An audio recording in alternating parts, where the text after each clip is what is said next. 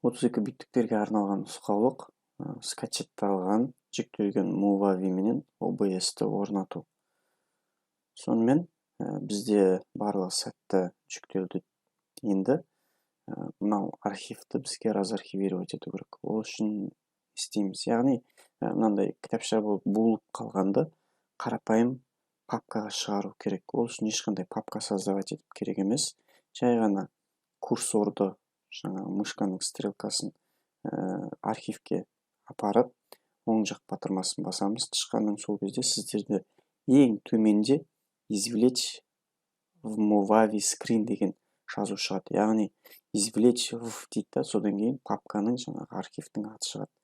Егер осыны бассаңыздар, сіздерге арнайы дайын папкаға өзі папкасын ашып, өзі разархивировка жасап береді. Мен қазір мінекей осыны таңдадым.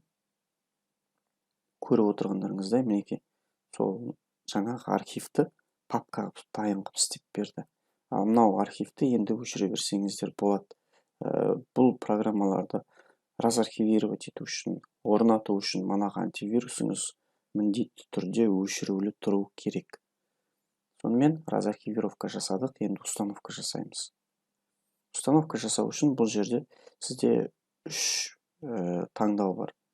Соның тек қана тихая установка ру дегенді таңдайсыз, яғни орыс тілінде деген. Тихая установка руды басқаннан кейін resolute.net-тен кейін осы жерде ештеңе де баспайсыздар, жай ғана күтесіздер. Менде бұл бағдарлама жаңа компьютеріңіздің экранынан тағы да разрешить этому приложению от неизвестного издателя вносить изменения на вашем устройстве деген экран шығатын болып жатса, сіздер да мен неттің таңдауында міндетті түрде даны басасыздар. Даны басқаннан кейін автоматтық установка өзі жүреді, ештеңе сіз баспайсыз. Жай ғана күтеміз орнатылған. Мінекей, мына жерде пайда болды, яғни Movavi screen орнатылды. Болды. Ары қарай қосып, жұмысқа кірісе берсеңіздер болады. Кішкене көрсете кетейін, қалай жұмыс жасайтынын, атқаратын қызметі, жаңағы айырмашылығы жоқ екенін Camtasia'дан. Мінекей захват экраны бар. Тоже экраннан жаңағы не жасайды, запись жасайды, редактировать видео бар. Мінекей дәл сондай көріп отырғандарыңыздай өздеріңіз мінекей. Айырмашылығы жоқ. Бұл жерде де монтаждау, анау жерде де Camtasia'да да монтажы бар, жаңағы кесетіні бар, былай бөліп тастайтыны, сурет қосатыны бар, файлдар қосады, видео, аудио, барлық бірдей. Жазба жазуға болады экранға, переходтар бар. Қысқасы Camtasia'мен айырмашылығы жоқ. Енді бұл жаңағы проектіні сақтау үшін жай ғана сохранить басып, мына жерден өздеріңіз жаңағы высокойын таңдайсыздар, сапасы жақсы, жаңағы ұсақ жазулар көзге жақсы көрініп тұру үшін. Мына жерден MP4 не болмаса MKV осыларды таңдайсыздар, осылардың екеуін. MP4 не болмаса MKV.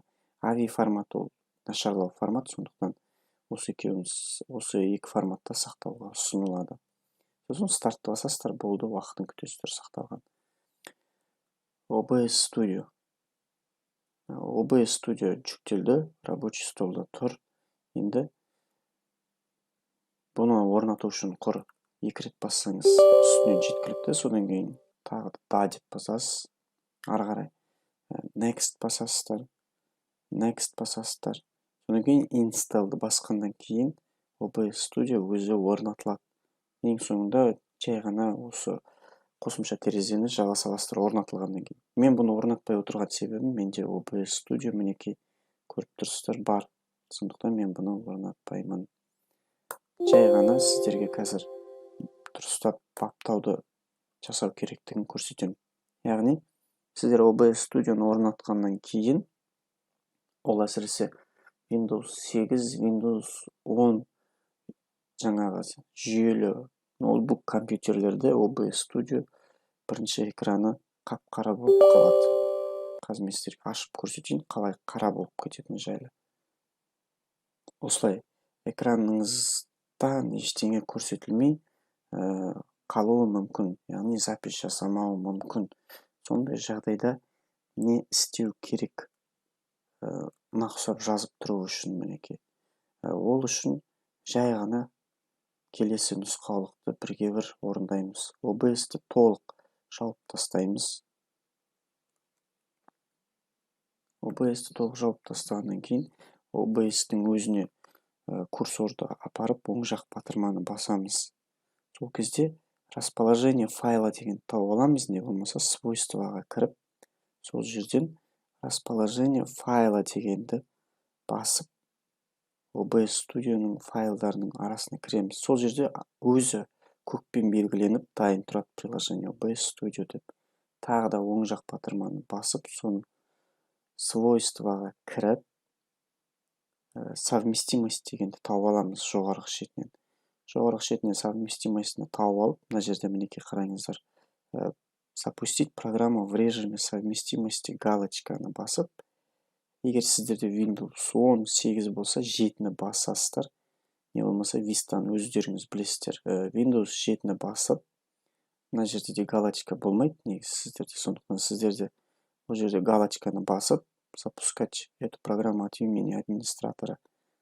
Ары қарай применитті басасыздар. Содан кейін окейді басасыздар. Болды. Содан кейін программаны жабасыздар.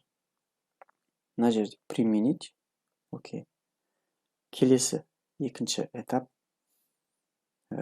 Windows 10 жүйесінде, жаңағы 8 жүйесінде. Егер сіздерде панель управления NVIDIA мына жерде тұрса, жаңағы білесіздер ғой, бұны шығарудың жолын. Кез келген бос жерге курсорды қойып, оң жақ батырманы бассаңыздар, осылай функция шығады. Панель управления NVIDIA тұрса, үстінен басып, NVIDIA панель управленияға кіреміз. Бұл жерде сіздер управление параметрами дегенге кіресіздер. Параметрами 3D. Содан кейін программные настройки. Программные настройкида мына жерде добавить бассаңыз, мына жерлерде программалардың арасында астында болуы мүмкін. Менікі секілді үстінде болуы мүмкін, OBS Studio тұрады. OBS Studioның үстінен басамызды, добавить выбранную программуды басамыз.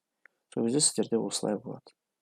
Мына жерге галочка болмаса, галочканы қойыңыздар. Содан кейін үшінші этап выберите предпочтительный графический процессор деп тұрады. Бұл жерде сіздер интегрированный графический оборудование таңдау керексіздер. Содан кейін ең астында применитті басасыздар. Сәл күтесіздер, бұл өзі жоғалып кетеді қазір. Жоғалып кетті, закрытті басасыздар. Болды. Енді сіздерде OBS Studio жаңағы экранды, презентацияны көрсетіп жазатын болады. Қазір көрейік. Осылай көрсететін болады. Мынау қара, бұл веб-камера. Менде қазір веб-камера жабулы болғандықтан менің түрім көрсетілмейді ол жерде. Дыбыс жақсы жүріп жатыр мінекей. Тура осылай жаңағы настройка жасайсыздар. Бұл настройкаларды жасау үшін мына жерде плюс-минусты көріп тұрсыздар ғой, сол плюс арқылы тауып алып, мына жерден қосасыздар мінекей. Еш қиындығы жоқ. Содан кейін начать запись арқылы өздеріңіз жаңағы записьті бастай бересіздер. Начать запись дегенде кейбіреуінде мынандай случай болады. Скрыть ету, закрыть ету, свернуть ету болмай қалады. Оны қай жерден шығарып аласыздар. Оны шығару үшін видті басасыздар. Көріп тұрсыздар ғой, видте полный экран деген бар. Соны алып тастау керек. Мінекей осындай болып қалады кейбіреуінде орнатқан кезде. Не закрыть жоқ, не развернуть жоқ. Сол кезде не істеу керек? Ондай жағдайда видтен полный экранды алып тастасаңыздар, сіздерде осылай болады мінекей. Ал ары қарай записьті жалғастыра беру үшін экрандағы начать записьті басып, жай ғана мына развернуть скрытті бассаңыздар, запись жүріп жатыр қазір. Менің барлық мына қимылдарым, дауысым OBS Studio'да жазылып жатыр. Презентацияны ашсам, презентацияны көрсетеді. Остановить запись.